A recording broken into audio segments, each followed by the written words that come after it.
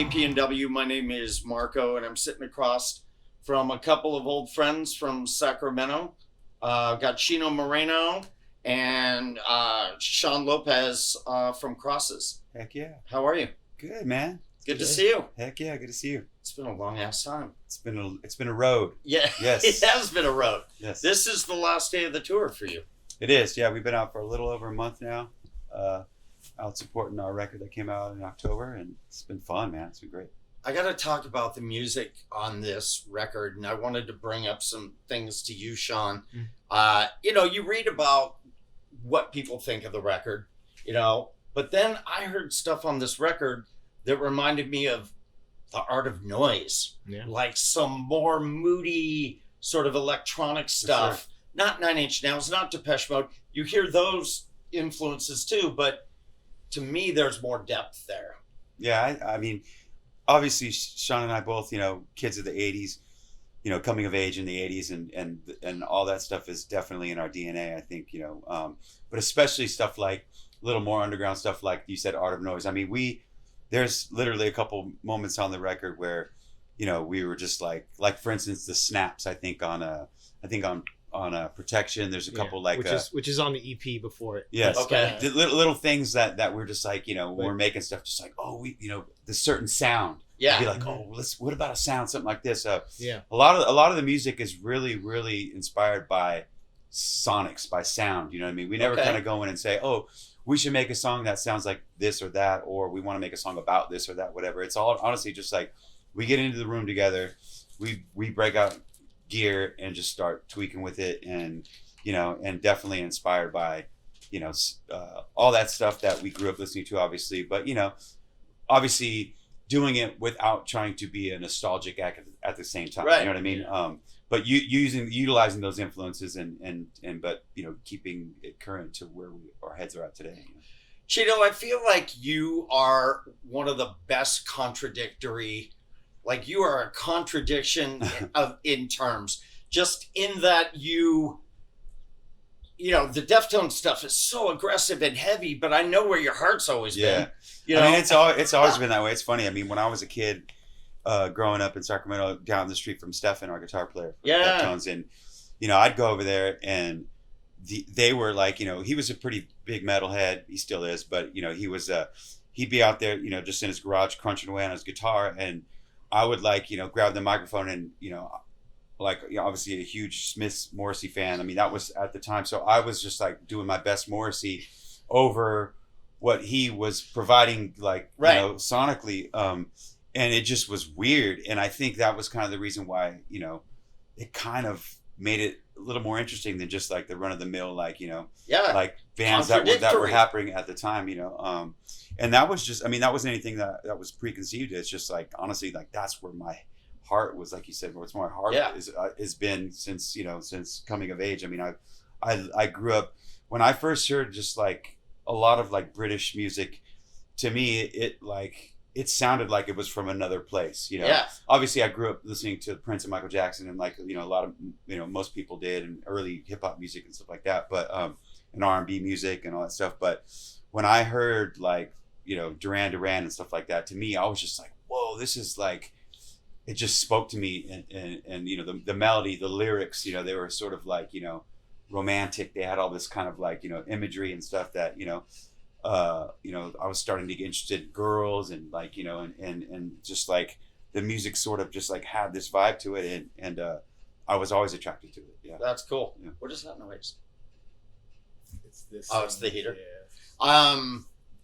Old radio. Yeah, man. I mean, but I find it interesting because nobody would have imagined that those were your influences when those first 3 Deftones records came out. Yeah. I remember hearing you were a Cure fan and going, "What the really?" Yeah.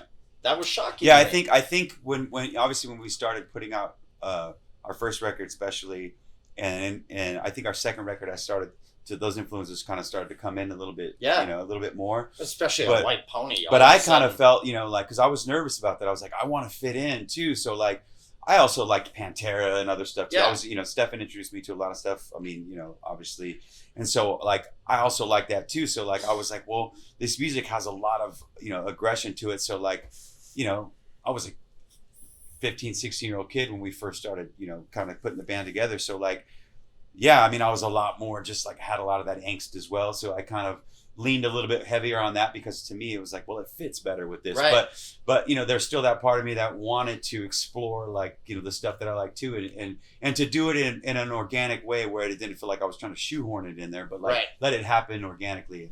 And I think really with Around the Fur, I feel like I was able to kind of, sprinkle that in a little bit more, into the music. And then by White Pony, you were really fucking like rocking that sort of vibe. Yeah, I mean, because I felt like obviously a lot more comfortable because it worked. It fucking worked. And then by the time we got into Make White Pony, I felt like, well, I can honestly, I felt like we could do anything at that point. I was like, as long as as long as it's not contrived, it's really us. Like, I think people are ready to kind of like, accept it. And honestly, people didn't right away. I mean, if I'm being brutally honest, when White Pony first came out, we had a lot of fans that were like not happy with it because they're like, "What is this?" Like too arty, not a little too arty and not hard enough. At the time, like Papa Roach was huge. On their first record, obviously Korn and Limp Bizkit, all that stuff was like, and we kind of took a step, a little away from that,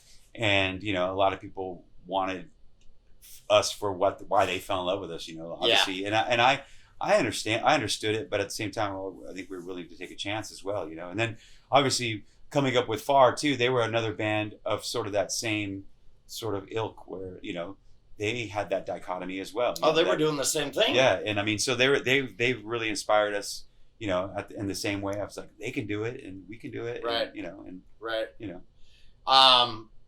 So when Shaun, how did this project come together with the two of you? Because I feel like Team Sleep was the perfect sort of seg into this project.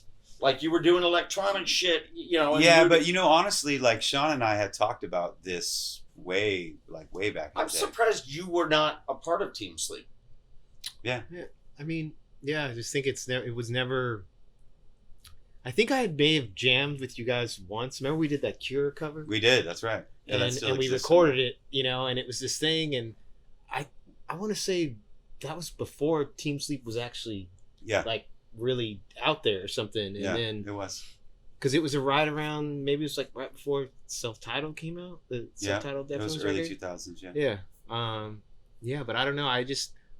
I'm never one to like try and force myself into a situation, like it's like, especially with him, it's like, this Crosses thing just came kind of just by me making some music, and then he was like, what's this? And then you were a guitar guy in the beginning. You were like, and then all of a sudden I remember you kind of finding your way with that. And in the beginning, the beginning of Crosses, like I didn't know how to play synths really or piano or anything, and so I was like, well, I'm gonna make my guitar sound like a synth, and I'm gonna do my best to do that. And then kind of slowly I just started learning piano and everything, and now it feels good to play it a little bit more confident and not be scared. Did doing production on other people's records help you with that process? Like big time. I think it taught me to being in a room with 3-4 other people, 2-3 other people, and being like having to make a track really fast. And I think that really helped me a lot, because it's like, we're in here for 6 hours, 8 hours, and we have to the goal is to make a song, write and make a song that sounds semi-finished. So that taught me a lot, because I was, and at first I was not very good at being fast. Restrictions. Because I've always just made music for fun, and the fun led to record deals and stuff and things like that, and putting music out. But it was never like, we have to do this time, and it's got to be this person has to leave at 6:30, so we got to be done by then.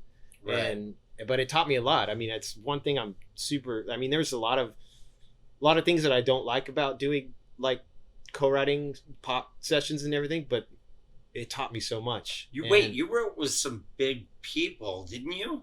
Yeah, didn't I mean, you? I don't know. I've done, who? You know, Tell me, what, come on. I mean, not big. I don't know. Didn't you work with? Who did you work with? I feel like it. Like French Montana, like the rapper. That's right. And yeah. This K-pop group, aespa. Okay. And you know, I don't know what else. Fuck K-pop, dude. That's crazy. Yeah, but you know, that's just stuff. I don't know. You Like in got that world. paid for that. Yeah, it's done well. I mean, it's a really big song, so it's like I mean the like, you know, whatever the royalties have been. Yeah. You know, at the time, it was the royal, like, it's crazy because, like, you know, the royalties I would get off Cross like the first album were like kind of smaller than, you know, for something for like that, song, and that's what, like, but that's not what I'm known for, you know. Right. Like I'm Yeah. And so, but this time around we're doing it bigger, dude. This record. So what I love about this record is, yeah, there's vibe, and I love vibe, but there's songs. Like, there's pop songs on this record that if you break them down, they're just fucking great fucking songs. Now, they're complemented with this mood, which I think is sick. My favorite song on the record is Light as a Feather. Nice. Just because it's so, like, I don't know, man. It's the kind of record that I would put on a playlist. Nice. You know? Yeah, it's just pretty. pretty. I think a lot of that stuff really, what Shaun was talking about too, like him sort of getting deeper into like learning the piano, and like chord progressions and stuff were huge on this, where like we'd get inspired by, usually it'd be something as simple as like whether it's a beat or a sample or sound or something like that. It'd be the seed of kind of like the idea, but we'd always get to a part where like, okay, now it needs to go somewhere. So right. Shaun would walk over, he has a little Wurlitzer electric piano in his room, and like, all right, where do we go from here? And he would just sit there and he would just go to some different chords and whatever. Yeah. And you know, they wouldn't, those chords, I mean, it was just basically to kind of find out where right. we're going to go, right. you know, cordially. What direction are we going in the part, and then we'd, you know, produce it from there, but whatever. But and sometimes I would play a chord and be like, oh, what about this? And he'd be like, oh, I like that one, but I don't like that second one. What else you got? And I'd be like, and this is, to me, to this day, I'm still learning as a player, you know. So like, it's really good to be put on the spot like that, because that's the only, for me anyway, that's the only way I'm gonna get better is by you know, just playing something for somebody and looking over and they're like, no, not that one. I'm like, all right, what about this one? And then I kind of here's my the hands, greatest you know? thing about this: you're both artists, so it doesn't matter what fucking instrument you're handed. Yeah. You're gonna be able to create with that instrument. Oh, totally. We do. Well, I mean, that's when we're in there. That's what happens. I mean, honestly, we'll jump around to any little thing, and he starts playing something, and I'll run over to something and like start playing on. What about, you know? And then, and that's like, for me, like one of my favorite things about this project is that nothing is off limits. You know, like I could make the most happy pop sounding track and send it to him, and he might be, you know, he might go, oh, I don't like that, or he might go, man, I love that. Yeah. And to me, as a, like, especially as a producer, like, it's just very liberating to not be, oh, we can't have like just piano in a song, or we can't or we can't have heavy guitars. Like, we can have both. You can do whatever the fuck you sometimes want. in the same song, you know. And I think, but it still makes sense because they're at the end of it, there's still a song. Yeah. You know? I heard you guys sound checking the LP song. mm-hmm. That's sick. I mean, that's an aggressive one. Yes, yeah, for on sure. the record. Yeah. How did that come about? That was a late night in the studio. Yeah. I think it was like, you know, we were done working for the day for the most part. The next day, I know that we were going into, because we just signed our deal with Warner, and we were going to go in and play some of the tracks that we were working on for what was the last EP, and even before we were going to do this record. And the night before we went into to go and to meet with the executives and play them some music, we had built that, and it was basically just built around just the drum beat. We were like, we kind of had the 808s out, and we were just like, oh, I just want to make something like 808 heavy. I picked up a Paul McCartney bass, and I started playing a little bass line on Paul, like acoustic Paul McCartney bass, like over the thing. And he's like, all right, let's put that down. And I don't even think there was a rough vocal on it, whatever. But the next day we were in that meeting, and I was like, yeah, you know, we're working on a lot of stuff right now. Even I was like, let's play on that thing we just did last night. And it was basically just like skeleton of that. I think it's just like I said, the bass, the drum beat, and maybe some piano chords in it. And one of the guys there, our A&R guy there, he was just like, this is like different. It sounds like nothing else. It's whatever. Yeah. And you know, so we built it out musically, and then LP didn't come into like the 11th hour. Like we kind of were whatever. And I was like, how about this little break? You know, like I don't even know if I told Shaun about it. I just kind of sent it off to LP. It was like, you know, like, because him and I had talked about collaborating for a long time. We did something a long time ago, and it was a time when I was sort of very loopy at the time, and I barely even remember tracking the thing, but it's like I always thought to myself, I want to redeem myself. If I work with LP again, I want to do something. I want to do something great with him now that my mind is a little clearer. And, you know, and so like and we talked for over the years about doing something. So I sent him that specific track, and he literally sent it back to me with, you know, with a demoed out. So actually, no, we actually threw acapella, Run the Jewels acapella over it when I sent it to him. He'd be like, this is the idea of this little section here, whatever. He's like, oh, he kind of sent me a laughing emoji, like, you know, it was pretty funny because it was like, you know, one of their Run the Jewels track with his acapella over. Yeah, it was an acapella of that song Ooh La La. Oh yeah, like one of the singles, and I'd found an acapella, and I just put it in there, and I timed it up and everything, and it's crazy because for the longest time I was worried. I was like, you can't hear it without that. I know. I was like, dude, this sounds so good that I don't know if he's gonna be able to beat this. Like, because it was so good. Yeah. But then when he finally sent the thing in, I was like, okay, I can learn to live with this. I was like, I got real excited. Wow. Yeah. That's and cool, then he man. like went back a couple times and even extended. He's like, yeah, I want to keep going. I was like, dude, we'll extend the track, and he kind of made it longer. Yeah. You know what I mean? Yeah. Even so. It was a fun collaboration. I mean, sadly we didn't get to do it in person.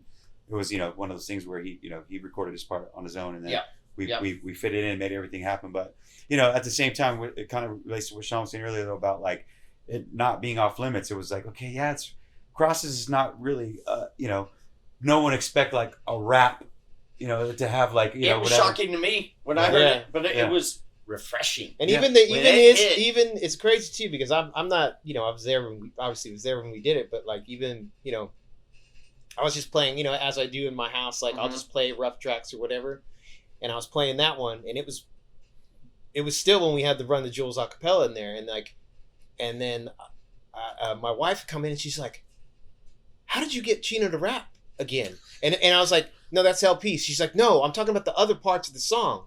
And she's like, I was like, he's not rapping, but I was like, I guess he kind of is. It's kind of like more of like a Beastie Boy style rapping, you know? But like, I was like, oh, that's cool. Like, I didn't really think of it that way, but some people have, you know? Yeah, when we were making it, I wasn't thinking of it that way either. It was just sort of like a rhythmic singing that was kind of worked with what was going on. Yeah, right. And I do remember him saying like, you know, man, I want my vocals in the you know, in the chorus and the loud parts, like where I'm, you know, all that where I'm. It's like that, yeah. He's like, I want my vocal to sound like you know, Check Your Head, like Beastie Boys. Yes. Like, oh, okay, yeah, I got you. That's sick, man. Have you worked with Robert Smith before this collab? No, I mean, I luckily I met him Tell me about that. Around the Fur days. Yeah, this is like probably 97, I think. And we were doing what was like one of the very first like webcasts. So I think it was before either right when Around the Fur came out or right before it. And we were at this place called SIR Studios. It's like a rehearsal kind of spot in Hollywood. And we were in this like big rehearsal room, but they set up a stage and we were playing to like, there was a couple fans that got to come in, but mainly it was filmed. It was like, you know, the early days of the internet where they were webcasting it. Right. And we were playing some songs from that record. And I got off stage and my tour manager came to me and like, hey, Robert Smith was in here. I guess they were rehearsing. The Cure was rehearsing next door, and he's like, and he watched the whole performance, and he asked when you're done if you would come in and he could talk to you. And I was like, what? Like, so I was like, hell yeah. So like literally walked off stage, like I was all wet, you know what I mean, from sweaty, and I walked in there and he's just sitting there, sitting there drinking beers and chatting, whatever, the whole band.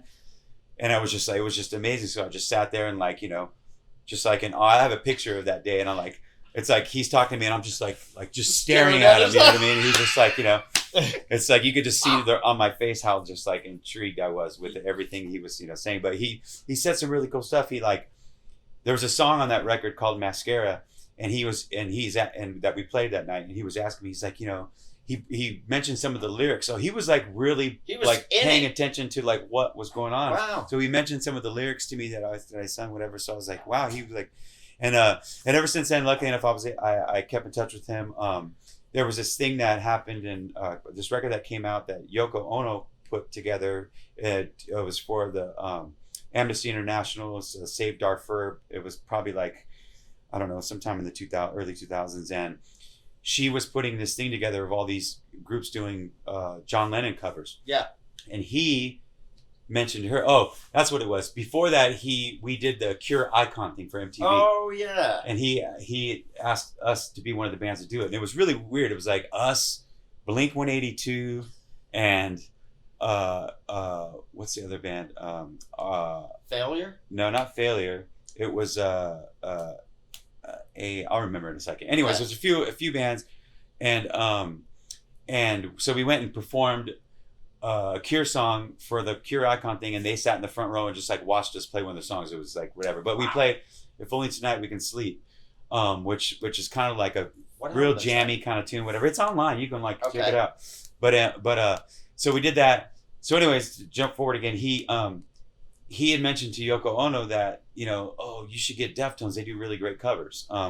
And so I got an email from him, was like, hey, asking, would you guys be interested in doing this? So then, so it was this crazy thing. And I ended up doing the song Jealous Guy. And it was just me, actually, Abe, our drummer, and then the bass player for Far at the time, Johnny, came in and played bass. And we recorded, it was just us three as a 3-piece. We recorded it in our studio in Sacramento and sent it off. It came out on the record, which was pretty cool. Yeah. So all these little things that we've always kept in touch over the years, and same kind of thing, like that song that he ended up on this record, "Girls Float, Boys Cry," had this total Cure sort of vibe to it in the song, and I didn't tell Shaun. I just sent it to him.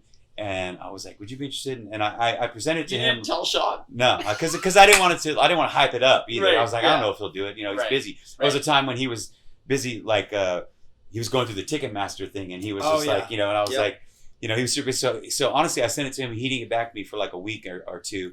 So I kind of figured, I know he's busy right now. He's dealing with all this stuff because the Cure were touring the U.S. and they were going through all that stuff, whatever. So I was like, he's busy, whatever. And honestly, and then he sent me back, an email. He's like, hey, I got the song. I love it. He's like, and I was like, because honestly, I just said, like, I already had the lyrics and everything. And I just said, it'd be cool if you just sang this one line. We won't even tell anybody you're on. It'll just be like, people will hear it and be like, is that Robert Smith? You know what I mean?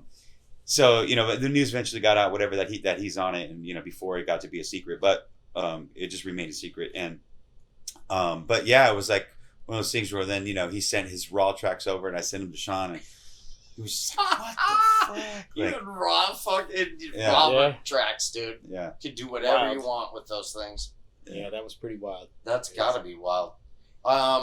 So I feel like you did great covers in the Deftones, but I feel like you do badass covers in this band. When I heard the George Michael cover, I was like, holy fuck, he's singing it with as much soul as George did. Like, dude, you've got a weird soul thing going on. Dude, yeah.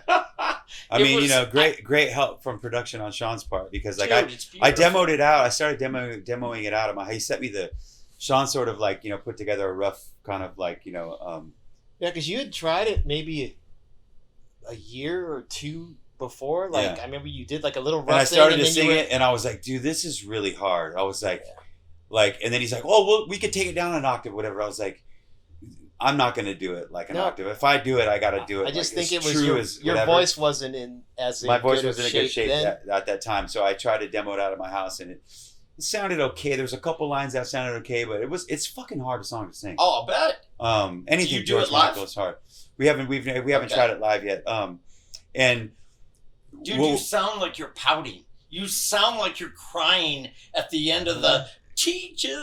Yeah. Like it sounds Dude, like it's you're a great. I mean, it's like I said, it's a it's hard song to sing, soulful, but it's bro. such a good song. Oh, it's yeah. really And good if we were song. gonna if we were gonna put it out, like it had to be decent. You know what I mean? Fuck. I mean, there's a moment when I first heard it. I think you texted me. Yeah, It was dude. like, 'cause I it was you know, like, it was right after Christmas. what and the fuck? And I played it on KXP. People were shitting their pants. I'm Oh, like, really? hold on. That's Chino from Yeah. the Deftones doing this new project.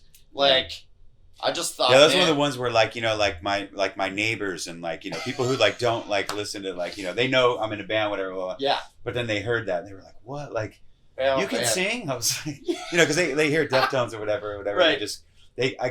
I think from an untrained ear, it kind of just sounds like like white noise. I guess when Sure. unless Sure. you really dig in. I mean, yes, obviously there's melody and stuff that exists in there, but I think Yeah. people's first listens to that aren't really familiar with that type of music. They kind of just hear it as Yeah. this sort of this like one-dimensional thing, whatever. So I Right. think it was like I had like family members, like my mom, for instance, I love people that like song. were just this is so good, Mio. It's Like, really good, man. Yeah. That's yeah, fucking my awesome. mom loved that one too. Goodbye Horses was fantastic. Oh, sweet, and you yeah. did that one. Yeah. Yeah, that was one that we did live. Like when we first started touring with Crosses, we didn't have enough songs to really play a full set. I mean, Yeah. we only had that first record.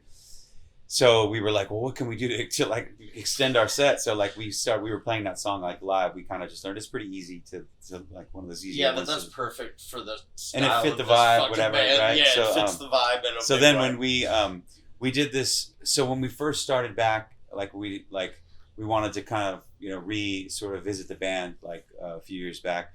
We started with the Cause and Effect cover. He sent me the music for that, and I was like, Oh, I 'cause haven't we heard that. yeah, you should check that out. Okay. Which is the Sacramento band. Yeah, do you remember them? They were a pop band, right? They were Yeah, they they were were like very- a total Depeche Mode band. Two brothers dudes. or Yeah, two two- yeah, dudes? two dudes. I do remember that. Yeah.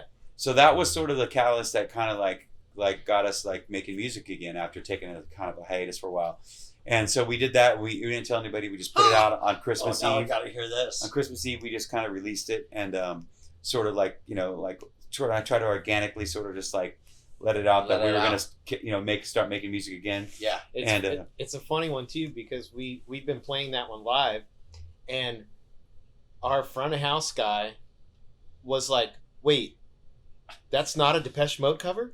We were like, "No, dude, that's this band from Sacramento, in the the '90s." I love Cause and that you Effect." kept it regional. You Yeah. kept it to a No, band that's why I was from like, I Sackville. thought it was the coolest idea because it's like, Yeah. It's It's sort of a hit, Respect. like a sort of and it's not even it wasn't even a single on that record, you know what I mean? So it's kind of like Okay. a deep cut. What's and, it called? It's called The Beginning of the End. Okay. Yeah. I gotta go. find that. So we started with that, and then every year we've been trying to do it on Christmas Eve, just sort of put out a cover song. So That's George rad. Michael was one of them. Yeah. The Goodbye Horses was. This year we were a little overwhelmed with the releasing the EP on the record this year, so we didn't get around to recording a cover this year. But hopefully we'll keep the tradition going.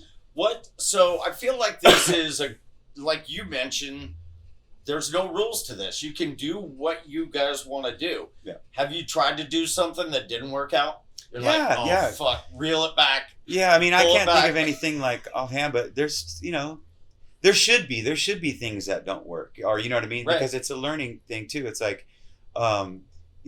it's not like everything that we touch is gold. I mean, Yeah. it's funny when I hear people say that, whatever. I'm like, dude, no, there's a lot of trial and error. We try stuff, and sometimes it just it's it's cool, but let's move on. Let's try. Let's you hit a wall sometimes here and there, and Right. I think that's supposed to happen. You know what I mean? Yeah. And it's always a learning experience. When that happens, it's that. But for the most part, it's we try to follow our instincts, and if you hit a wall, it's okay, it wasn't meant to be, and let's do something that makes us, because I feel like sometimes and it happens with Deftones a lot of times too. I've learned over the years, it's you're working on something and it's it's not coming together, and then you're just sitting there racking your brain so hard to how can we make this work? Sometimes you can have a breakthrough and then it will work, whatever, but then it's Why are we? why are we trying to force something? It's Yeah. Right. let's move on. And a lot of times that's it's supposed to be fun too. It shouldn't be a like a puzzle all the time. Yeah. All right, so now I'm just gonna throw this out. Top 5 records of all time and one guilty pleasure. Damn, that's a big ass question. I'll answer the first one for both of us because obviously Purple Rain is definitely like one of I know Shaun and I's both like biggest records of all time. Not a bad moment. Not a bad. No skips. How many singles on that record? 7? Probably, yeah. Yeah. But I mean, it's funny too because like just even the movie is like, it's like I don't think that movie's corny in any way. I think that movie is great. It's such a great movie, and you see he's got his projector here. Yeah. And almost every day when we walk back between the encore, he usually starts the movie and it's on. So like and then it's towards the end. By the time we get off, it's like the end of the movie where it's all like great, and everything's like he's going out there and he's killing it. Playing Purple Rain, Baby I'm a Star, and all that shit. Yeah. So you come back in and it's like a celebratory mood after you get off stage. It's just a vibe, man. And fucking great. So that I know that we can both claim that one. Yeah. Shit. I mean, it doesn't have to be perfect. Not like if I think about my top 5, I'd struggle, but I can give you 15. Well, because there's obviously I always want to like kind of like not have it so genre specific as well because there's so much different stuff that we listen to. I mean, for me, I would maybe somewhere in that 5, I might throw DJ Shadow Introducing because to me that's the album that made me want to make. I mean, I was into electronic music before that, but that's definitely the album for me that made me want to make electronic music. So I think that album is just to me, it's like one you can just throw on and it just let it roll. And you don't even have to think about it. It's an experience. Yeah. A lo-fi, high-tech experience, kind of. Yeah. I'll throw in Turn on the Bright Lights. Interpol. Yeah. That record is like one of the like I think I've said this before, but it's like there's no skips on that one either. I love putting that record on and just playing side A and turning it over and playing side B, and it just makes me feel good. It's nostalgic a little bit, but it's like but that's not only why. I mean, it's like I just still like that record. It's my favorite record of theirs by far. But yeah, it's just solid album. You're a Cocteau Twins fan too, aren't Love you? Cocteau Twins, yeah. Treasure's one of mine for sure. Treasure's great. Yeah, I mean, go ahead, Shaun. Throw one in there. Yeah, I mean, definitely might be one of the Cure albums. It's hard for me to pick one, but I really like Faith and Pornography. Really? I like the older. I like the older, darker. Like it's the Faith is definitely fucking very that moody, dark, fucking dark shit. Yeah, like I would definitely go with one of those before Head on the Door. Oh yeah, dude. Head of the Door's got some good. No. Just so A Night Like This. That's one of my favorites. What a beautiful song. Yeah. Close to Me has like how many different rhythms going on at the same time? Dude, the Blood, all those, like, it had some weird, shit. Kyoto song. Yeah, I was just going to say, Push is one of my favorite fucking songs. It's like, but I think a lot of people, when they think of the Cure, they're like, they're always like, oh, Disintegration, which Disintegration is great. Yeah. But, I don't know, I like the little, you like the dark shit. Yeah, a little. I think probably years ago, I probably would have said Disintegration, but now I think for some reason, I'm just, whenever I go, my go-tos now, like 17 Seconds too, man. Yeah. You're both fucking goth now. We are. Like, what the fuck is going on, man? Yeah. Well, I think that we got a lot of really great content here. Hell yeah. So man. It's so great to see you. It's good to see you. Dude, I have a story that I want to share that with you that I don't know if you remember this. I don't. So we were here in Seattle. Yeah. We were recording around the Fur. Yeah. And we left the studio that night. Stefan used to have this remember those little mini disc players we're in? Yep. And we used to leave the studio at night. Actually, this wasn't even a mini disc player. I remember it was a cassette. We used to leave the studio at night with a cassette of what we were working on the day. This particular day, we were working on the song "My Own Summer," which is the first song off the Around the Fur album. Yeah. So, and we had a rough mix of it from the studio. And we used to drive around. We had a Ford Taurus rental car, and we used to just drive around and listen to like everything that we did that day. We hit you. Somehow we were talking with you. Whatever you said, come by the studio. Yeah. We went in the studio. I do You remember played that shit, a rough mix from the studio, from off a cassette on the air. We went back to the studio the next day. Our producer Terry Day was he was so pissed. He's like, "What? You guys played a rough mix on the air?" Whatever. I was like, "Dude, Marco played that shit on the air." Dude. If I remember correctly, I made it the #1 song on the countdown. Dude, I had like a countdown. Yeah. And I remember my boss calling me, going, "What the fuck are you doing?" And I'm like, "Dude, how often do you get a band like the Deftones bringing a rough mix? Like, I'm gonna play that shit." How often did you get any band doing that? Like, Yeah, you know, I know. Not anymore, dude. Yeah, but it was Not like anymore. we were so.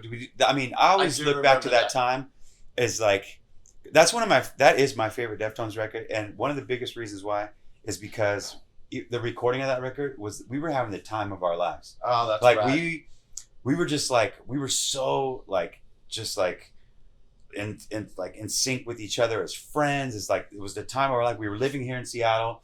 Over in Puget Sound, we had this apartment that we shared. We all lived together. Every day we'd go to the studio. Like I said, we'd leave the studio that night with our rough mixes, drive around town. We hang out at the Brick Street every night, play pool and drink, and like it was just it was just like it was like low there. Yeah, there was that was the earliest days of that kind of shit was going on. Yeah. But I mean, we were like triangle. we were just having the time of our lives, and we captured to me that moment on that with that record. That's cool. And when I hear that record, it brings me back to that time. And you did the first record up here. We did the too, first right? record up here too. But we did that. Actually, we did. Where did we do that record? We did that at Bad Animals. Yeah. And the other one was at Litho. The other right? one, Round the Fur was at Litho. So we were at Fremont every day and just skateboarding around town. Dude. It was just we were just having the time of our lives. And that record. And then we did our. Let's see. We didn't do White Pony here. We did that in San Francisco. Great. And in LA. But then we came back here and did the self-titled record at Bad Animals, and I think that was one of the last records done at that record before it closed down. But yeah, we have a lot of history here of recording and stuff like that, and it's fucking great cool. memories here. I'm glad that you remembered that. I do remember that, dude. It was funny. You did that. Yes. We got in trouble with our producer, but it was worth it. That's the days you could fucking radio would do that kind of shit. Yeah. Yep. Like, but most radio wouldn't, dude. You did that. Totally, man. You know what I'm saying? Like fun, you man. really took a chance, and beyond that, you supported us. From early on, dude. Yeah. Always like really, really. You guys like were we a great fucking band, we man. really Still appreciate that, man. That you took a chance, like playing our shit and I really remember championed playing it board. from early on, dude. Dude, Yes.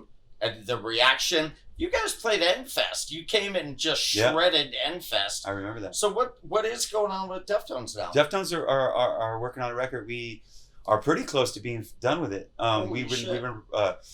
I've been super busy, man. Like while we were, working on across this stuff, like, spend a week here with these guys, whatever. I've felt like I've had like a creative, just like epiphany. It's just been, I've been feeling so great, like in the last couple of years. That's so I've great. been kind of like, it's been working on Deftones stuff and then working on this stuff all kind of cohesively. And so, so we're hopefully Same have a record label? out in the next, same label. Okay. And I think we'll have a record out this year, and we're Shit. getting ready to tour. We're planning stuff out right now. So Fuck, I love we're that. playing man. Coachella Good. in a couple Send months. over the rough mix to the Yeah, station. you can send me the Right? rough mix. Yeah, Dude, I'll play that shit.